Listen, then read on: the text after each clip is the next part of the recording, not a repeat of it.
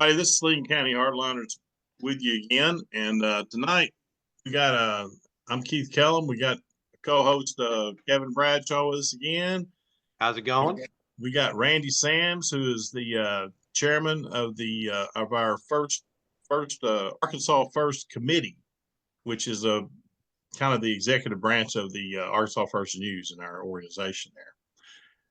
And he's been involved with politics for a long time, ran for JP District 9. We're going to be hammering Hammer today. What's going on with Kim Hammer?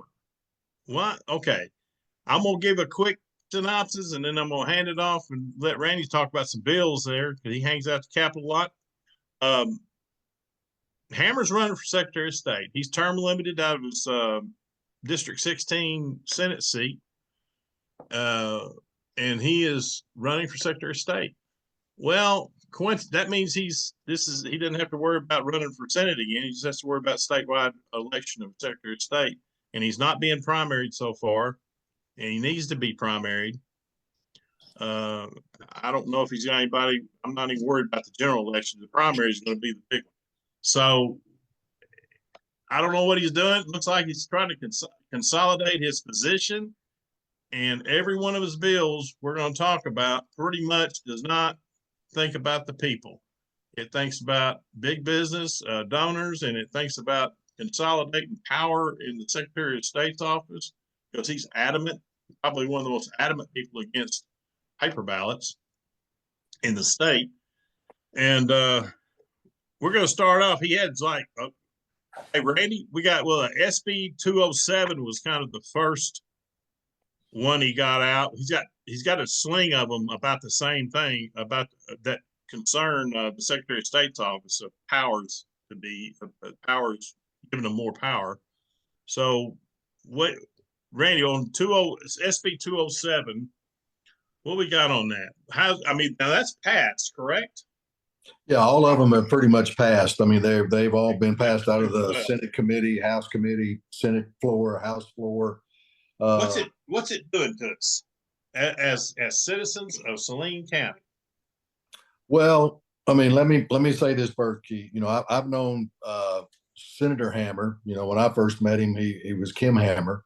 I've known Senator Hammer for probably 20-something years. My boys, whenever they were playing upward basketball, upward flag football through Holland Chapel, and he was on staff at Holland Chapel. Anyway, you know, he's been in down in Little Rock as a House rep until he termed out of that and then became a senator. Now he's a senator and he's about to term out of his Senate seat in 2026. And as you've already stated, he has announced that he is running for Secretary of State. All right. So here's what I look at. You know, we've had situations, Keith. You know, if we look at Saline County. Hey, let me interrupt you 1 second. I'm gonna say this.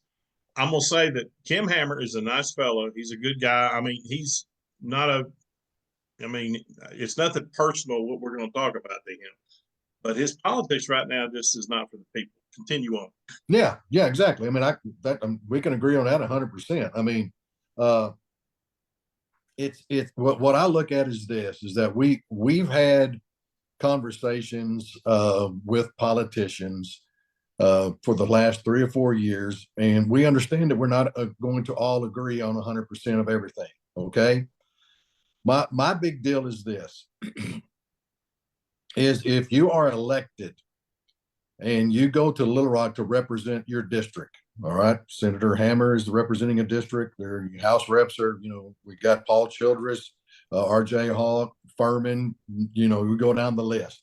So, but you look at that and I understand that they're up there and they have to play that political game, whether we want to admit it or not. There's things you have to do to get, you know, your bills passed, to get things done.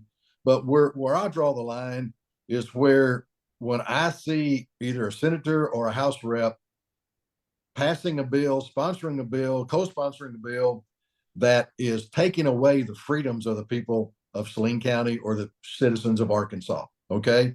And I call them the hammer bills, and we are going to get hammered, unfortunately. But you can't really look at these bills individually, even though that's the way they're passed. Yeah, right. You have to look at them as a package, okay? Mm-hmm. Because if you just look at 207 by itself, you're thinking, well, this is a powder puff. Why are we getting all upset about 207? Because basically 207 just basically says that it requires a canvasser to disclose that that petition fraud is a Class A misdemeanor. So if I'm sitting in the Kroger parking lot and Keith Kellum comes walking up to me and I've got a petition in my hand and I want you to sign it, I have to make sure that, Mr. Kellum, before you sign this, I got to make you understand that if you sign this, you forge somebody's name on that, it's a Class A misdemeanor. Do you understand that? Okay. That sounds like a threat right there. Yeah. So, but I mean, if you just look at that, okay, I just got to tell you, Kevin, hey, you can't go and write Keith's name on here. Okay. You could be charged with a Class A misdemeanor. Okay. So let's go back. Here's whenever I went to committee, and I spoke against these bills. What you have to look at, folks, is that we already have initiatives. We already have laws on the books in the Arkansas State Constitution of 1874. You already have Arkansas Code on the books that basically do exactly what these bills do. Okay. So why do we need these bills? Why were these bills brought up? If it was an issue with people doing something wrong when it comes to petition or canvassers doing something wrong, the way I look at it is, if you look at the Arkansas Constitution, Article 5, initiative and referendums, if you look at Arkansas Code 7 elections, you look at 07-09-103 and -108, it talks about what you can and cannot do as a petitioner, as a canvasser. If I sign someone else's name, then I'm forging someone else's name. It's already on the books. We've been using this. We've been using this for years and years and years. Yeah, exactly. But if it was already there, so what was the issue? So, I mean, Keith, Kevin, if it's already there, the issue must be that Secretary of State or whoever has the right to enforce those rules and laws that are already on the books aren't doing their job, right? Right. Would you agree with that? Okay. Yeah. And really, if you look at this, if any of your listeners, those joining right now, if you were there when these bills were presented in the Senate committee, the ones that were in favor of this bill, the majority of them gave their testimony based on what took place last year with the abortion amendment. Okay. And everything was really ugly. Oh man, it was really bad. They did this, they did that, they did this, they lied about this, they didn't say this. But when you look at all of that and you go back to the laws that's in the Constitution and you go back to Arkansas Code, guess what? There's already laws on the books that if these people broke the rules like they said they did, why weren't they charged with any misdemeanors or any felonies? Okay. And the paper ballots was part of it too. The paper ballots. Yeah, well, no, here's my deal. That's what was being used. And I'm going to say this. I really feel, this is in my opinion. Okay. And I have a right to my opinion. Yeah. I feel like that Mr. Hammer used the abortion amendment people to get everybody fired up, but his real objective was what took place last year. I agree. In Saline County, when we had enough signatures to get paper ballots on to be voted on, right?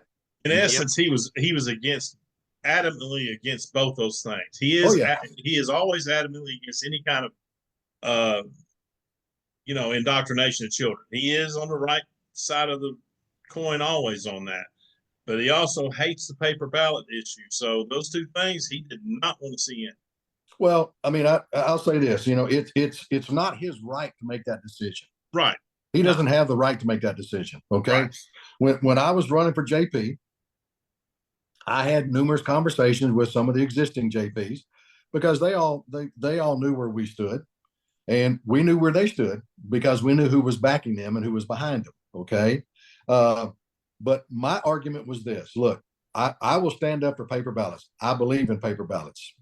But if I would have been elected as a JP, just because I like paper ballots or I wanted paper ballots, whose decision was it really? Is it me as a JP, Is it you as a JP?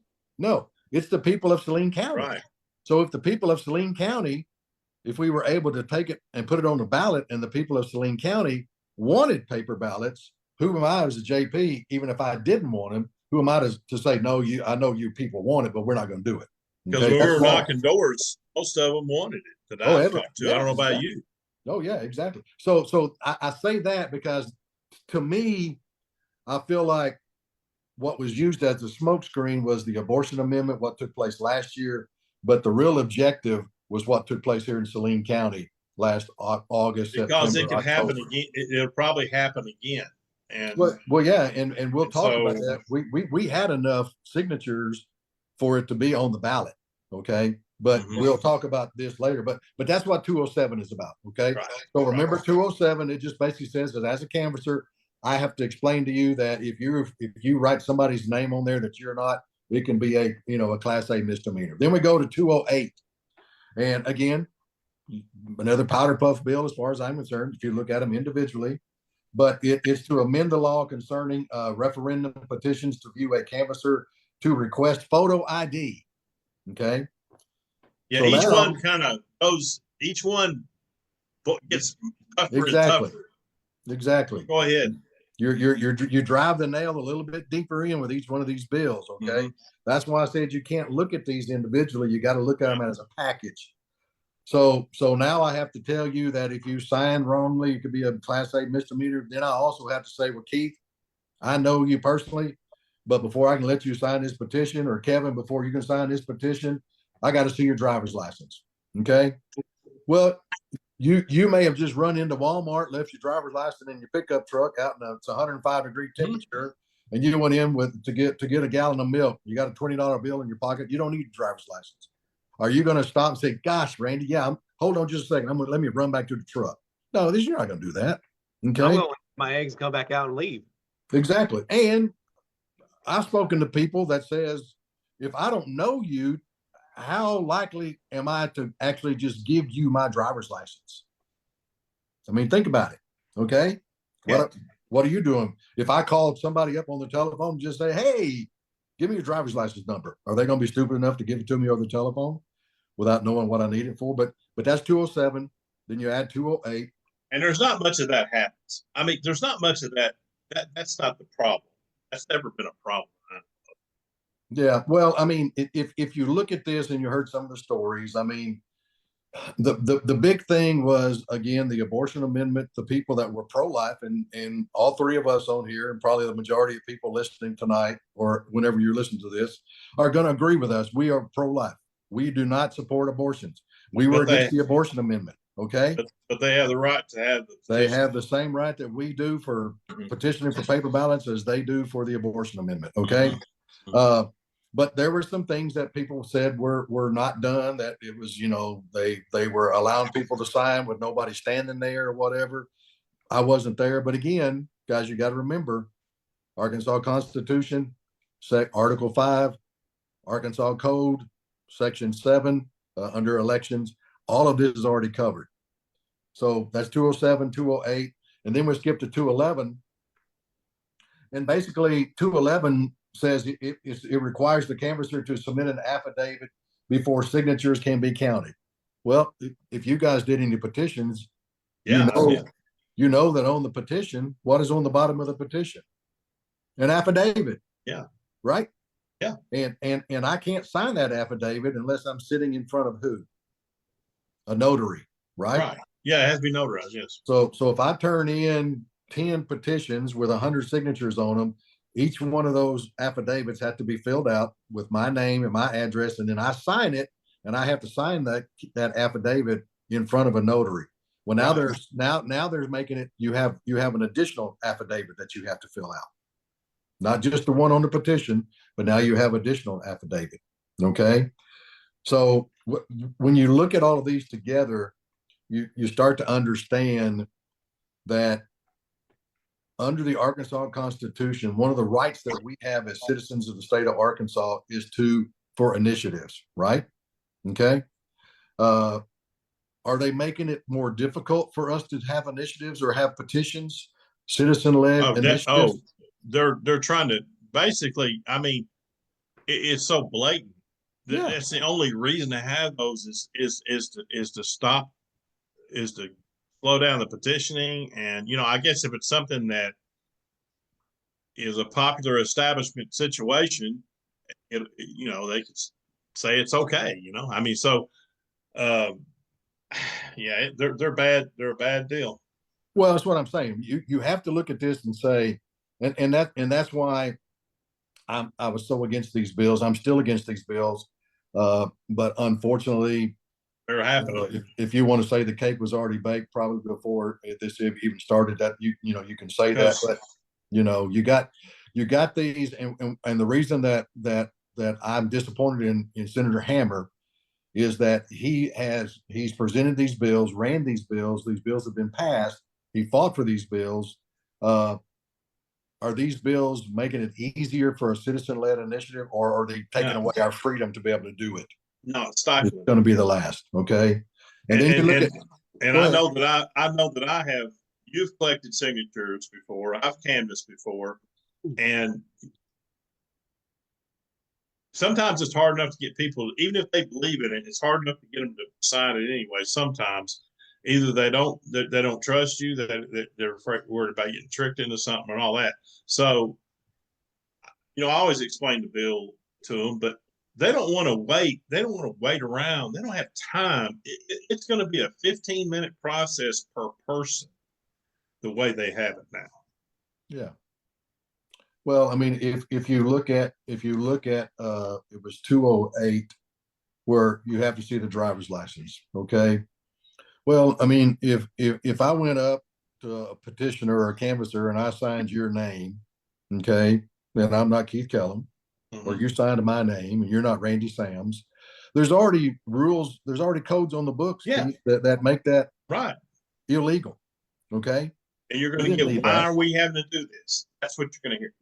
Why are we having to do this? And I'll be glad to tell them, well, they passed some bills this time. And, well, are you taking away my right to be able to sign that petition without without me having to show? I mean, it's my right as a citizen to sign, right?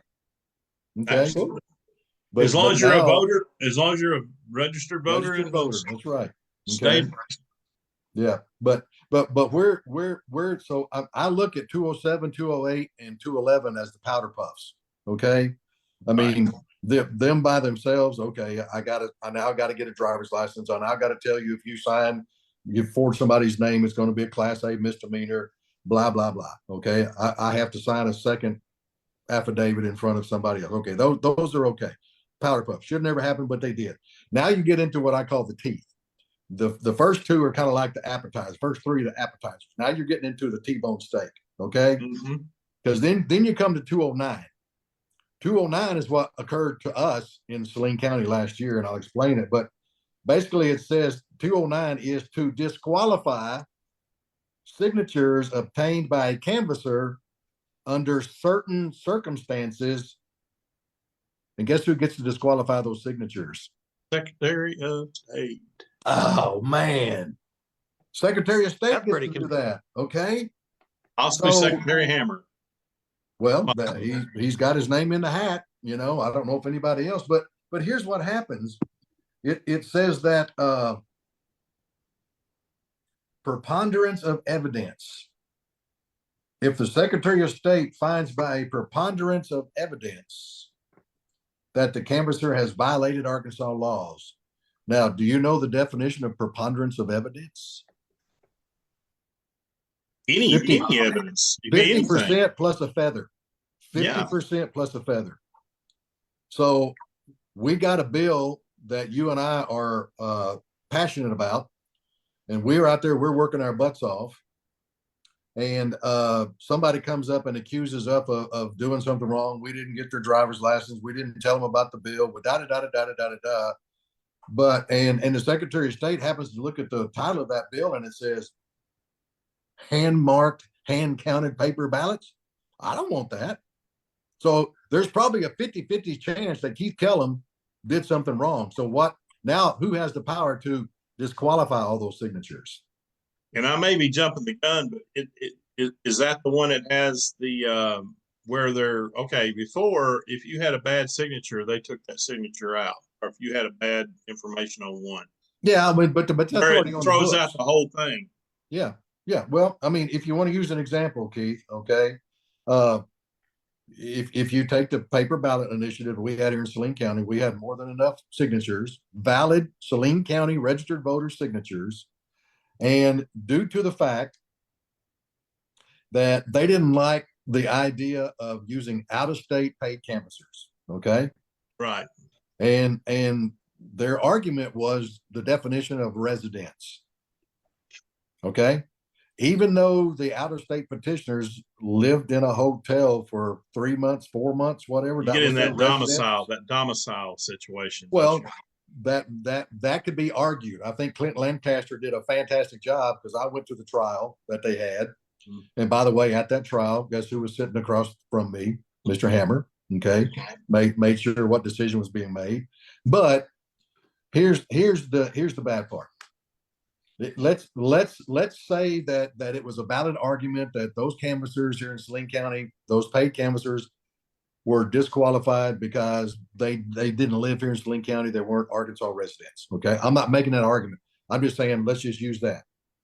Here's what I disagree with.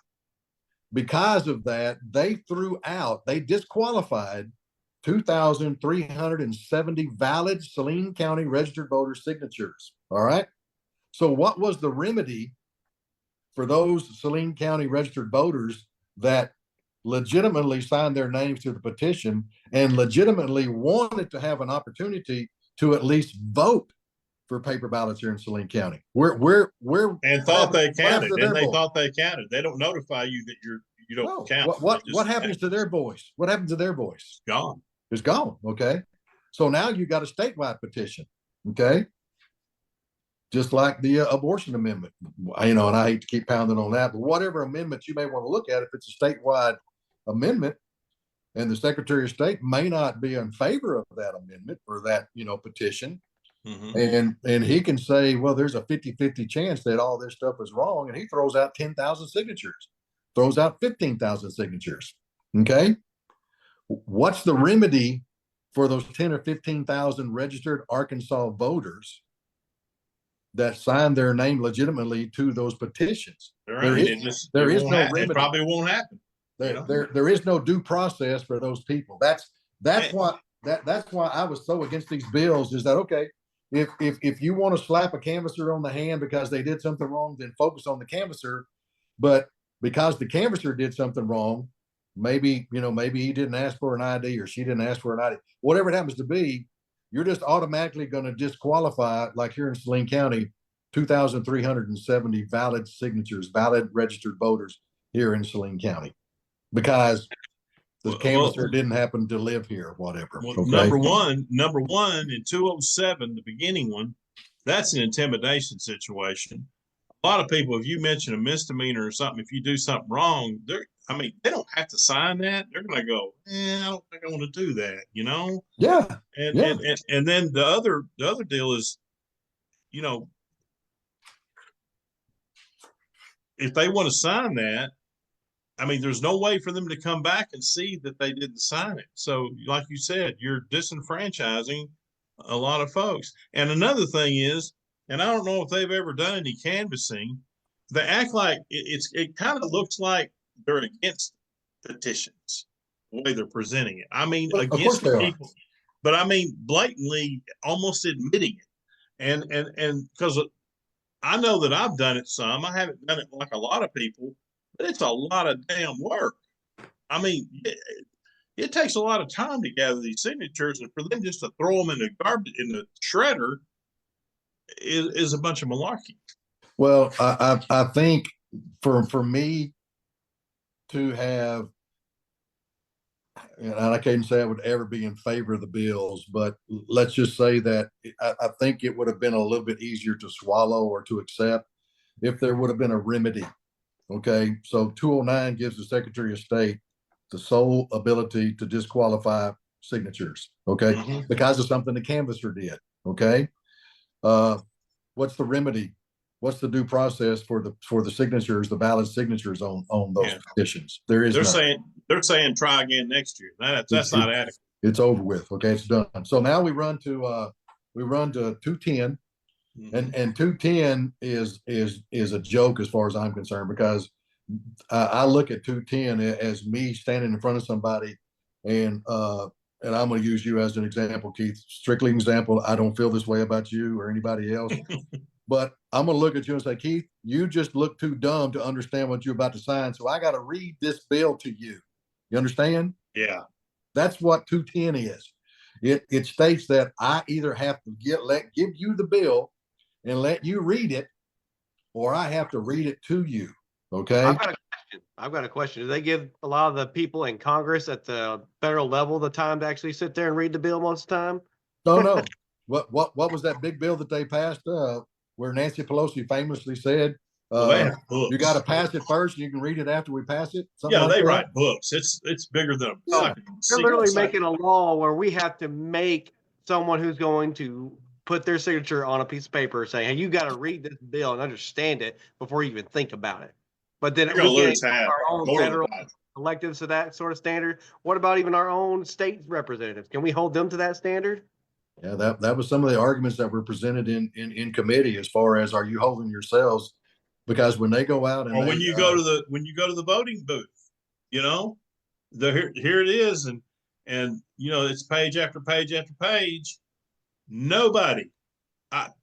You may have one out of 500 people that will read that bill. There are some people that do, that sit there for 10 or 15 minutes, but normally, you know, I've worked polls. What they want to do is ask you, what's this bill about? Which you can't tell them. You can't say anything.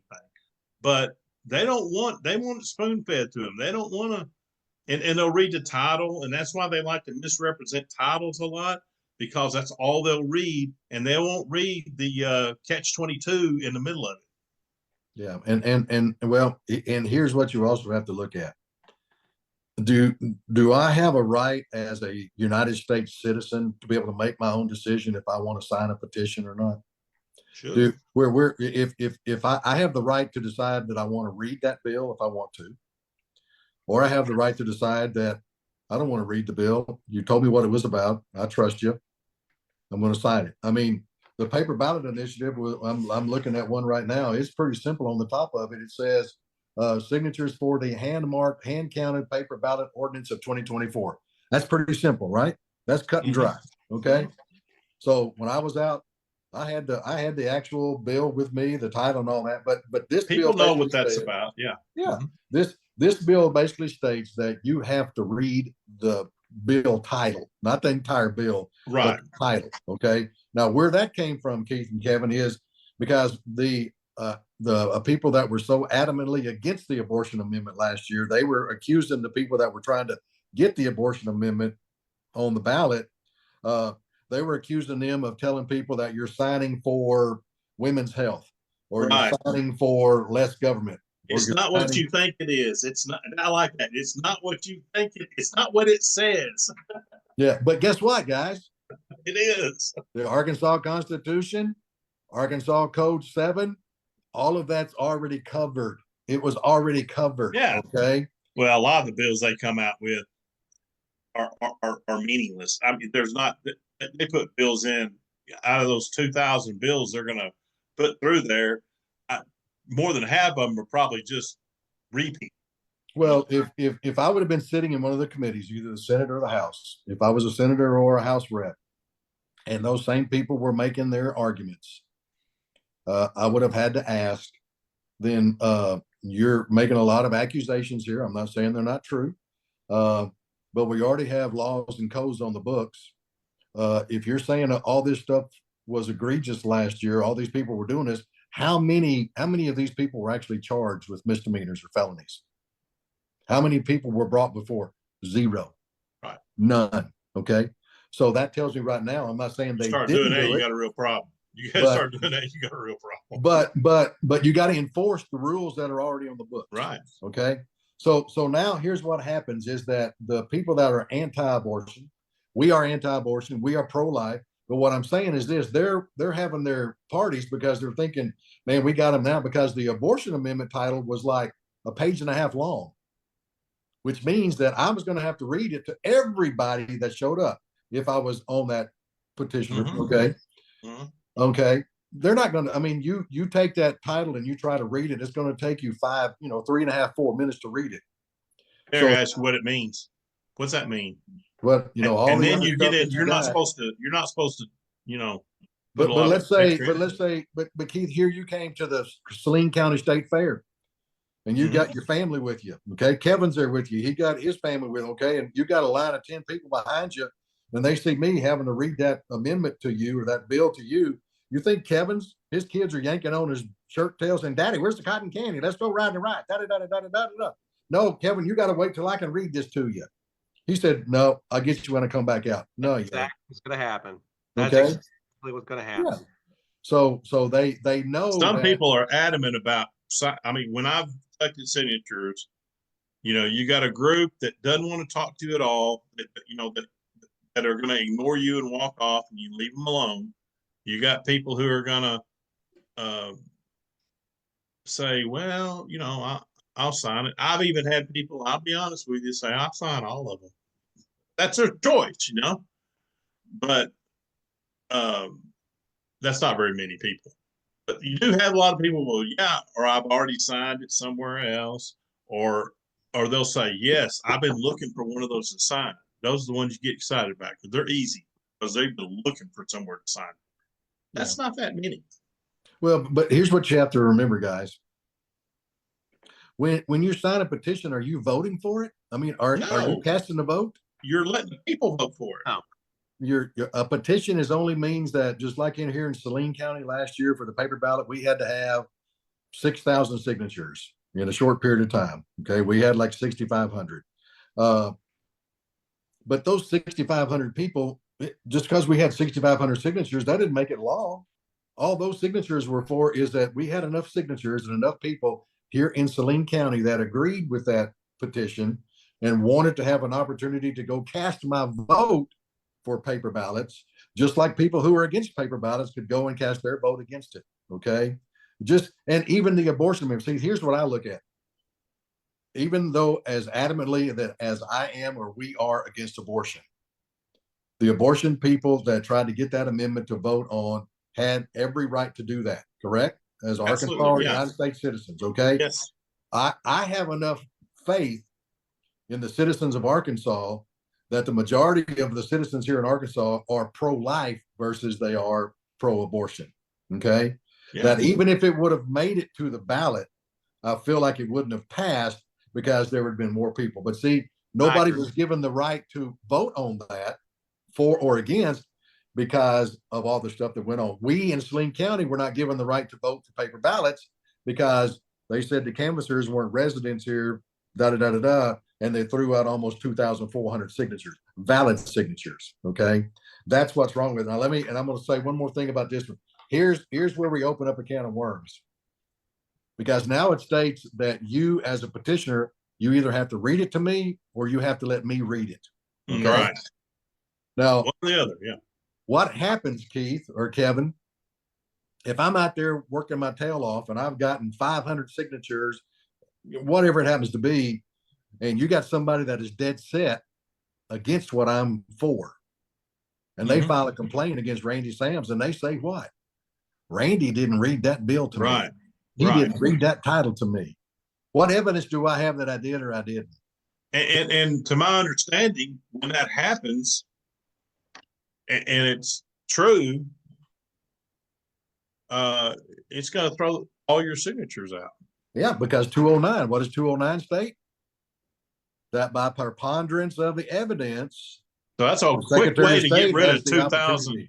That could be a quick way to get rid of 2,000 or 3,000 signatures, or depending on how many. I mean, I've never collected that many myself personally, but there's people that do, and that would be their situation. Yeah. So tell me how do you validate that you read the title to them, or that they read the title? So am I going to start doing group meetings now, and have a big speaker behind me? And are they going to call every one of these people and say, they got their phone number on there? They're going to call them and say, "Hey, did he read that, or did you read that?" Well, not only that, throw in a protester. Throw in someone It's what you're doing. They're sitting there screaming at you and yelling at you the entire time, and they're like, this is a bill. You suck. No, no, no, no. They're gonna start throwing things that you can't even finish. Right. Yeah. So, How is but this you going to work? there's no way that you can protect yourself in me stating that I read the bill to you Wow. or you read the bill yourself, unless I have another piece of paper that you have to sign stating that either I read it to you or you read it yourself. Okay. Right. Or I'm going to have to video every time that I read it to you. Okay. So again, we go back to what I said to begin with. If you look at these bills, especially the first two or three, they kind of seem like a powder puff. But when you add all of them together and you put them as a package deal, you can see that these bills, as they progressively move along, they make it more and more difficult, making it almost impossible for those of us who believe in the initiative process, that believe that the citizens of the state of Arkansas should be able to participate in politics or legislation, okay, whether we're for it or against it. But this makes it almost impossible, okay, because it makes it more and more difficult to do this. So, you know, that's those bills. Luckily, And you got the granddaddy of them all, the one that all he you know, we were talking about his progression of this is a little more serious than this one. Then we come to 212, which you're going to talk about, which didn't pass because he went way overreach on this one, in my opinion, and to most people, way overboard. So we got all these leading up to this big daddy that's going to enforce all this stuff. yeah, Get that one. he was going to have his own police force, okay. Yes. Its own 212, SB 212. Yeah, and that, well, luckily both times, DVD. What was it? Did the Division of Document Verification or whatever, DDV Oh, or whatever, something with like that. full law enforcement, with from what I understand, unless I read it wrong, full law enforcement rights. You know. Well, yeah, I mean that's what's ridiculous about it, because you guys both know that if you to be able to to be a fully licensed law enforcement person, I have to do what? I have to have the education, right? I think I they have to said have the I think training. that's part of it, though. You know, well, but he kept harping about the fact, and they had a couple of Secretary of State people there with him, that it wasn't going to cost the public, the Arkansas citizens, any additional money. Right. They already had the staff to do this. Okay, well now you're going to take those staff away and get them trained to be policemen. You know, it's kind of like Biden and his 85,000 IRS agents that he was going to hire and give them guns. So You're getting towards a jackboot type, you know, situation. I mean, we don't need all that. We got enough law enforcement agencies in this country right now. Well, that was it, that was the one that was kind of ridiculous. I mean, all of them. But now I'm running for Secretary of State. I'm making it almost impossible for the citizens of the state of Arkansas to have a citizen-led initiative. And now, on top of all this, if there's something that I don't like, me as Secretary of State, I can say, well, there's a 50-50 chance that it was wrong, so I'm going to throw out all these signatures or however many I want to. That gives me the right to do that as Secretary of State. And on top of that, now I've got my own police force that I'm going to send those jackboots to Keith Kellum's door at 2:00 in the morning and knock on your door and say, hey, we got you with a petition fraud, canvasser fraud, not reading this, you broke this bill. You're going to jail. You're going to jail for it. Class Number B. one, you won't get anybody anymore. Well, not anybody, but you'll cut down a lot of people that would do canvassing that wouldn't because of afraid of backlash. And then you would get people who don't want to sign because of backlash. Because the way they read, you can get the guy, the canvasser, or the petitioner, either one. Yeah. Well, again, the folks that spoke in favor of the Hammer bills, I didn't hear just a normal person like an attorney or whatever. Most of them were women, men and women that did the anti-abortion, that were against the abortion amendment last year, okay, or petition last year. And I'm sure that when all these bills got passed, they were excited. They were happy. Okay. But here's what they don't realize: that yes, you may have made it almost impossible for the abortion people to ever run another initiative like they did last year. Okay.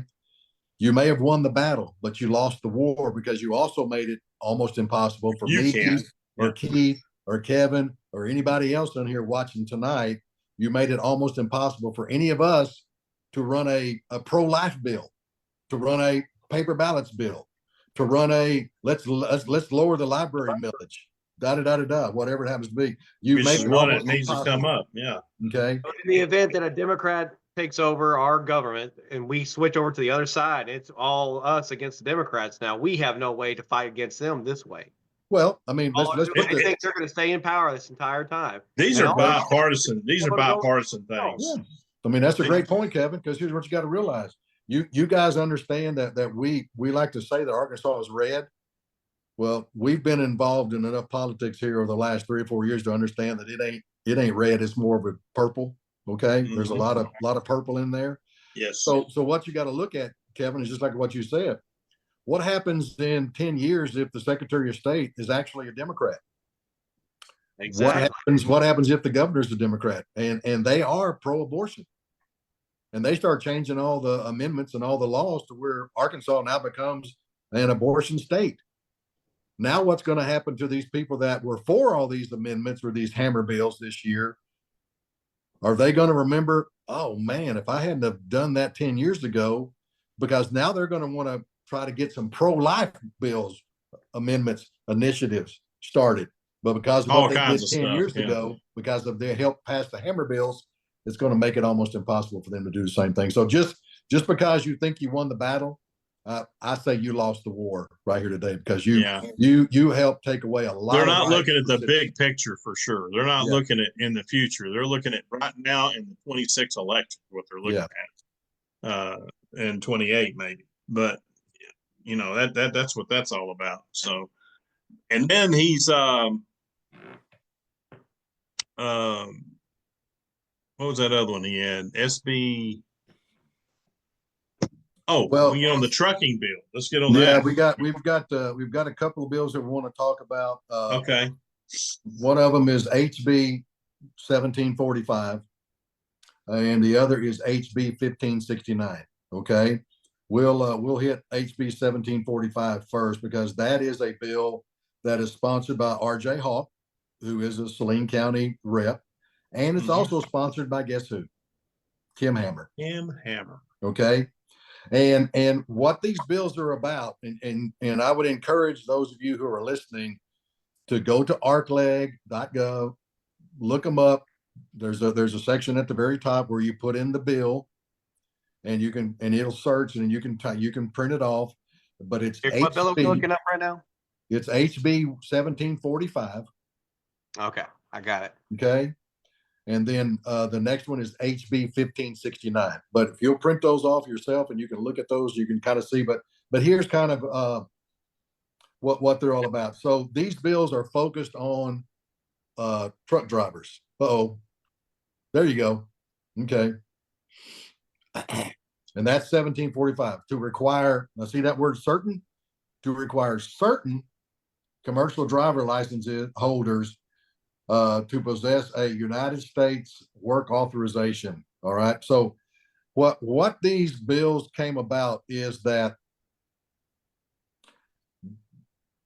back in September of 2023, there was it was called the Biden-Harris Trucking Action Plan, September 2023, which basically dumped almost 800,000. They were saying there wasn't enough truck drivers. It dumped over 800,000 drivers into the system for CDLs, made it easier for people to get their CDLs. And unfortunately, through that, I'm going to say the majority of those 800,000 plus drivers were not U.S. citizens. Okay, they were foreign nationals. They were illegals. Some of them were 18 years old, but female, that's fine. But what has happened is that over the years, we've had drivers that are here in the United States that are not, they do not have a commercial driver's license, a United States issued driver's license. Okay. Right. Which means that they don't go through the same qualifications that our American truck drivers do. Okay. And unfortunately, there's a lot of them out there that don't speak English. They can't read English.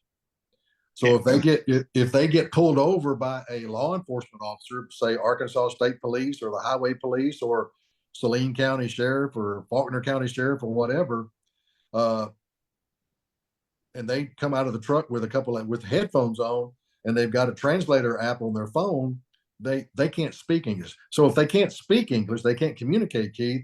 How can they read the signs on the interstate? Yeah, they can't, can they? And how much training have they really had? That's the whole deal. They've got a non-domiciled CDL, but here's and you don't just jump in one of those rigs and take off. That ain't not the way that. That's an 80,000-pound weapon, guys. Yeah, that's an 80,000-pound weapon. Okay, you can't stop a Peterbilt, okay, or a Kenworth like you can a Porsche. No. Okay, you can't, or a Corvette. All right. Once one of those things get going, it's almost, you're going to have some space for it to slow down. But when you look at 1745, and again, 1745, I'm actually going to state that bill was probably put together by the Arkansas Truckers Association. Okay. No doubt. Yeah. Because the Arkansas Truckers Association, whether we want to admit it or not, they're not for your average trucker. They're not for the medium-sized trucking company. They have their donors to all those guys. Their lobby. They have a big lobby, and the American Truckers Association, is part of that. So it's a national. It's a money thing. Yeah, the Arkansas Truckers Association is a lobbyist group for the truckers. They should be. Okay, but what has happened is that when you talk to people and you ask them, are they, and these are guys that have been in the trucking industry for many years, okay, decades, are you aware that you have non-domiciled, non-CDL drivers running up and down the interstate driving these big rigs? And they'll go, no. Okay, so anyway, this has been raised, the flag's been raised, the spotlight has been put on this by one of our good friends, Mr. Shannon Everett. Okay, he's an expert in the trucking industry. He's been in it for probably 25-30 years. Owned his own business, is now partners with another larger firm, but he's behind all this and with all this and kind of put all this together. But to kind of combat what Shannon has put together, and we'll talk about this in just a little bit, they came up with 1745, and really 1745 has no teeth. It basically states that, hey, if you're here and you have a work permit, a work authorization, an employment authorization. It doesn't change much. No, it doesn't change much. And, they talks about being able to, if it's been issued by a state, territory, United States, District, Columbia, you go on and on and on. I believe it includes Canada and Mexico too. Yeah, it does. And so does the other one. But if you've got a fake one or it's not, you don't know you have it, it's unknowing. The thing is, the punishment is it can be if you're a false foreign commercial driver license, it can be a Class D felony, which, if you guys know any about Class D felonies, that is the least serious of felony, charges, right. Felony crimes. Okay. But if you read the bill, it basically allows, what's scary is on the final page when it talks to reciprocity. So there was a law that was passed that Arkansas will accept CDLs issued from other states. Okay. Right. But what's happening, Keith, is that you've got these other states that are allowing illegals. Okay. That are allowing drivers from Canada. They're allowing drivers from Uzbekistan. I think Texas is one of the states too. Okay. Oregon is a big one. When you look at a very liberal state, what took place in Oregon when they had took over the, okay. But reciprocity was is that we're going to allow your Oregon drivers with an Oregon CDL, United States citizens, okay, to drive through Arkansas with that CDL, and you're going to allow our Arkansas drivers to do the same. Not knowing what they require. They may require nothing. So you don't know what you're getting, When the reciprocity rules went into place, it was basically knowing that those drivers coming from Oregon are going to be U.S. citizens with a U.S. citizen Right. issue a U.S. CDL. But Mhm. Oregon has now jumped into it, and they're allowing non-domiciled learners permits now. Okay. And those guys are driving through Arkansas. That wasn't what the reciprocity laws or agreements was all about. Okay. Arkansas has not broken those. Oregon has broken those. And I'm just using them as an example. You can pick any other state you But want. Oregon drivers are going to drive through Arkansas all the time. Yeah, but that's what you got to look at. What scares you is that it talks about commercial driver's license or a commercial learner's permit issued by Canada, Mexico, or any other jurisdiction under a waiver of exemption. Okay. Do you want someone driving an 80,000-pound Mack truck up and down the interstate with a learner's permit? Okay. I don't. Well, it's Okay? already killed a lot of people. It's already killed a lot of people. And that's why I laugh when I see this bill as at an attempt, because I'll use it as the example again. It's one of these type deals where the Arkansas Truckers Association saying, "Hey, look what we're doing," but that bill has no teeth. It says nothing about what happens if the driver behind that 18-wheeler can't speak English or can't read English. Okay, or what happens if they have a non-domiciled learner's permit. Okay, there's nothing like that. It's very, very little recourse as far as there's no charges, no jail time. But the big one is the one that is a really great bill is HB 1569. Okay, and that is being sponsored by House Rep Long and co-sponsored by Senator Payton. Okay, two good guys. But basically, HB 1569 it's basically to create the Secure Roads and Safe Trucking Act of 2025 to amend the law concerning commercial drivers to create penalties and offenses committed while operating a commercial motor vehicle and for it to become an emergency. Okay, which basically means that if it gets passed and the governor signs it, it goes into effect immediately. Okay, but this bill is about 6 pages long. We probably don't have enough time to go over a lot of it, but here's what the discovery is. So in Colorado, there was a gentleman that lost his life because the gentleman that was driving the 18-wheeler was an illegal alien, and he was driving too fast down a hill, ran into the guy, killed him. The guy was a truck driver that got killed. Okay, guess what happened to that driver? He had been deported 16 times. He had been deported 16 times, and boom, was inside of a 18-wheeler. Okay, here in Arkansas, in Logan County, you had a gentleman that I don't know if the driver, which again was non-domiciled, was an illegal alien. Mhm. I don't know I can't remember what kind of truck he was driving, but it was an 18-wheeler. Yeah. And he was driving too fast and ran into a guy and killed him also. Okay. They only charged that young man with a misdemeanor. Okay. If that would have been an American or an Arkansas truck driver, citizen truck driver with a CDL, they would have probably charged him with vehicular manslaughter. Okay. Operating probably wasn't doing right. Now they need to do with our new administration. They need to kick him out, send him back, and penalty. Do the full penalty of. Well, the good thing about HB 1569 is if you take the time to look through it, this bill has some teeth. Okay, yeah. It basically states that you got to be able to have a government issued CDL from the United States. You got to be able to speak proficient English. Okay. I mean, here's what's crazy, Keith. Did you know that air traffic controllers around the world, not just here in the United States, but around the world, have to be able to speak English? Yeah, it's a universal. Yeah, it's their universal language. Yeah.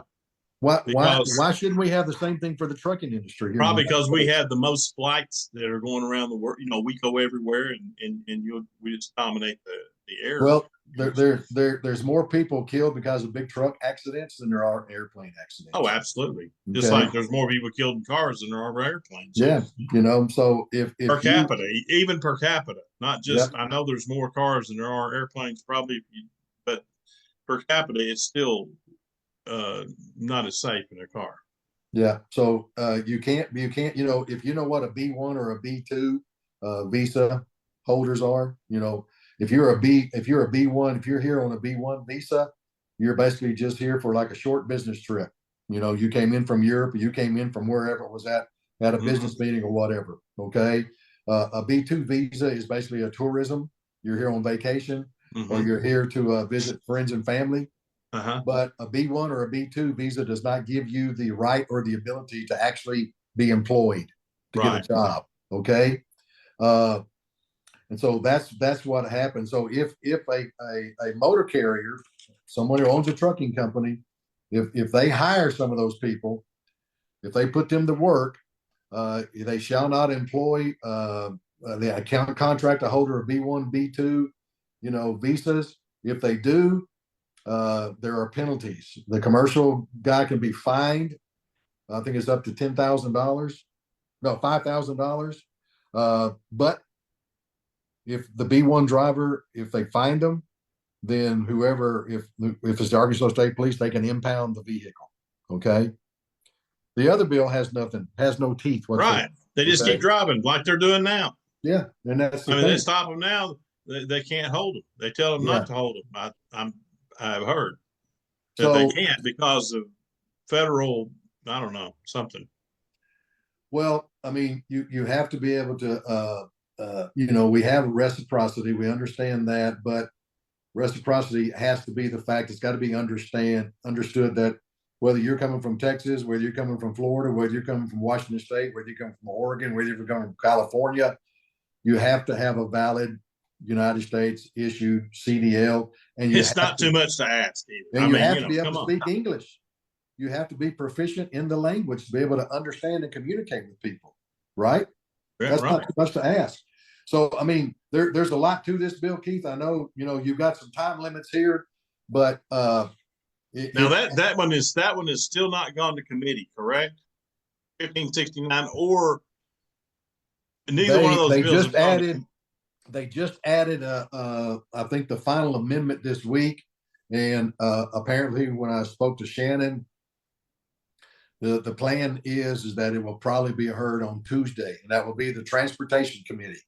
And the Transportation Committee, that their I don't know what you want to call it, their hearing room, okay, where they meet, is at the Big Mac building. It's not in the Capitol, it's in the Big Mac building. Okay. I tell you what, if people listening, you know, if you're, well, you don't have to be a truck driver, but especially truck drivers who are listening to this, and this all concerns them, like it does Shannon, who's been in the business for years. If I was a truck driver, it sure would concern me. I mean, it concerns me now, but really, if it was my living, you know, head down the Capitol on Tuesday, speak against it. Anybody can speak against it, and any trucker would be very valid. That's coming from the horse's mouth when it comes from a trucker. Well, what we've got, if your listeners, if you will, like I said, look at HB 1745, and then look at HB 1569, and you do your comparison. But here's the thing: we have American truck drivers that have been driving those vehicles for 20 years, 30 years, 40 years, okay, and they've done a fantastic job. Now you've got illegals coming in here, these non-domiciled people that are coming in here, and when they get dumped on there, it's called wage dumping. So you've got an American truck driver that is driving 5 days a week away from their family, and they're making $1,200 a week. Okay. It's enough to be able to support your family, but you're going 5 days a week. Okay. Now you've got these folks coming in here from Uzbekistan or Pakistan or wherever. All right. And they're driving the same vehicles, and they're doing it for $500 a week. And that's the key to the whole thing. There you go. And guess who's keeping the difference? Do you think the large trucking companies that are employing these illegals, these non-domiciled people, do you think the trucking companies are passing that back to the other drivers? No, they're keeping it. They're keeping it in their back pocket. Saving the money, which, yeah. You know, I mean, I'm for saving money in a business. If you're running a business, you want to do the best you can, but hey, don't do it unethical and illegal and things. You know, well, it's not illegal right now, but it is unethical. Well, with this bill and with the with the momentum that this bill is gathering, not just here in the state, but nationwide, eyes are being opened up, because until Shannon and I spoke about this, 6, 7, 8 months ago, I wasn't aware of this. You probably weren't. I wasn't either. No. Okay. No. Like I said earlier, people that have been in the trucking industry for many years were not aware this is going on. Now people are waking up to the realization that if an American citizen truck driver with a CDL kills a family because of negligence, something that they did wrong, they're going to be charged with manslaughter, vehicular manslaughter. Okay. They could spend up to 10 years in prison or longer.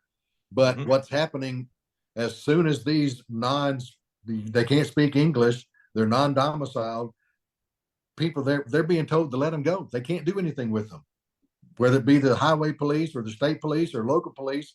They can't do anything with them. And they don't even find the company. They don't even find the driver, the company they're driving for, or anything. Yeah, that's the whole deal. They don't impound the vehicle. They don't do anything. And this is it, is that that guy disappears. I mean, okay? they gotta have something in writing to where it's not worth their time to fool with illegals that don't have proper license. Yeah, that's where it's got to be. It is where it's not worth their savings, which right now it is. Yeah. I just find it difficult, and really it's going to be, if everybody keeps their eyes open. HB 1569, in my opinion, if you read it, is a fantastic bill. It protects the citizens of the state of Arkansas. Okay. It protects the companies that are doing business the right way. And it basically takes away this wage dumping, and it protects us. If you look at 1569, I'm really looking forward to seeing who's going to stand up against this bill. Because it's been well investigated. It's been well investigated. Oh, it's had a lot of time put into it. Whereas this other bill is just like, oh, we're just putting this in to counteract the other one. So, there's been, I know, we all know personally, there's been a lot of thought into that bill. Yeah. And so, I can't wait to see when this bill is presented and hear the arguments, those that are for, and then who's going to be brave enough to sit up and state that they're against 1569 when you read 1569 and you see the protections that it provides you and me as Arkansas citizens, and the companies that are in the trucking business. And I can't say that I'm sure. Go ahead, Kevin. Go ahead. I just like to hear their arguments against it. Oh yeah, that'll be interesting. And I don't know how they're going to try to justify it. Really, I mean, well, they'll come up with something. Just like Senator Hammer came up with justification for SB 207 through SB 212. Whether it was justification in his own eyes, but to you and me, nothing that he could say would justify those bills. Okay. And nothing that I can see justifies HB 1745. HB 1569 is a fantastic bill, and I'm glad that Representative Long jumped on it. If you're for our sovereignty, our border closings, our border security, I don't see any way that you can say you're for that and vote for 1745. True. Yeah. Yeah. I mean, you're a hypocrite if you're saying that, because it exactly addresses illegal immigration. I mean, 1745 has no teeth. It doesn't do anything more than what's being done right now, except that, if they're able to see that it's a fake driver's license, then we can one or two things. Yeah. Okay. One or two things are in there that are not going to be, which is not the problem. Yeah, well, it is a problem, but it's still going to go by the wayside. Download both the bills, put them side by side, read them, and you tell me which one has the teeth, which one is actually going to protect you and me. Okay. So, and here's the thing, you know what, and I'll close with this, the FMSCA, you know what that is? SMS, not right off the bat. The FMCSA, that is the Federal Motor Carrier Safety Administration. I'm going to read this. This is from one of their sites. The FMCSA mission is to prevent crashes, fatalities, and injuries involving commercial trucks and buses. FMCSA develops safety and regulatory standards for commercial drivers, licenses, analysis data, or analyzes data, and sponsors research and promotes enforcement and education. Now, read those two bills, and you tell me which one most mirrors that statement right there. Quick question, if you know, what if both of them pass? I mean, I mean, does one override the other? I don't know. No, because they're two different bills. I mean, they could both pass. Okay. They kind of contradict each other, but well, I mean, they both address, CDL drivers, but I like the terminology when I say I laughed at it when I read it.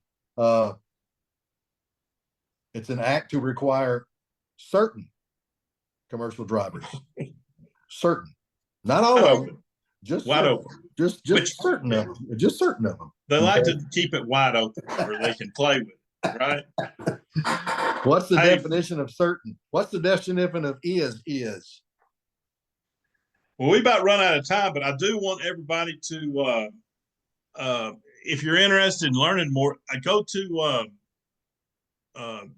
United Truckers of America. What is that the name of American Truckers United? American Truckers United. And there's a lot of information on this subject and what's going on and the bad things about what's going on with our transportation and all that. So there's a lot of that going on, and it's good. A lot of good information. It's a good site. You can even contribute on it. You can join it, sign on to it, or what have you to help the cause. Because if this is one of those things you're either for or against. I think. I mean, I don't see a gray area here. No, myself. But and also I want to plug Arkansas First News. You can contact us at slingehardliners@gmail.com. And then there's Arkansas First News on Facebook. And then there's a website too. I don't know. We're on all the social medias. We're on X. We're on Facebook. We're on, what else are we on? Actually, no, we're on that. But yeah, I don't know if Randy, we are on there. Yep. I don't know if Randy wants to give his address and his phone number so you can come see him or not. But if he does, he can, but he probably doesn't. I'm on Facebook. You can look me up. You can look me up on Facebook. Sam's. Send me a direct message or whatever. We're good. But if you want to get a lot more, if you look at X, if you subscribe to X, which is the old Twitter, Arkansas Truckers, United on X, there's a lot of stories that pertain why this bill is so important. A lot of stories. Absolutely, yes. From all over the United States. Absolutely. Okay. And so catch us on Thursday nights, 8:00 live, and it's recorded. You want to go back and look at it, and we're at slingehardliners@gmail.com if you want to send us an email. So, Randy, thanks so much for coming on and enlightening us on some of these bills, enlightening the folks out there, because everything's in full swing now. Yes, sir. We need to get on board with Trump. We get in the Trump train. This stuff ain't on the Trump train. This is not stuff. Yeah, there's going to have to be some local guys who are going to have to get on the Trump agenda. Right. That's right. They should. Yeah. So, speaking of local guys, if we got some local guys want to run against Kim Hammer, we'd be glad to have you on the show. We will hype you up as best we can. Well, and Kim Hammer's open seat that's going to be coming open, at the end of 26. So yeah, it's open. Yeah. Anybody will run for. Anyway, I guess that'll be it for tonight. So Saline County is out of here. Appreciate you guys.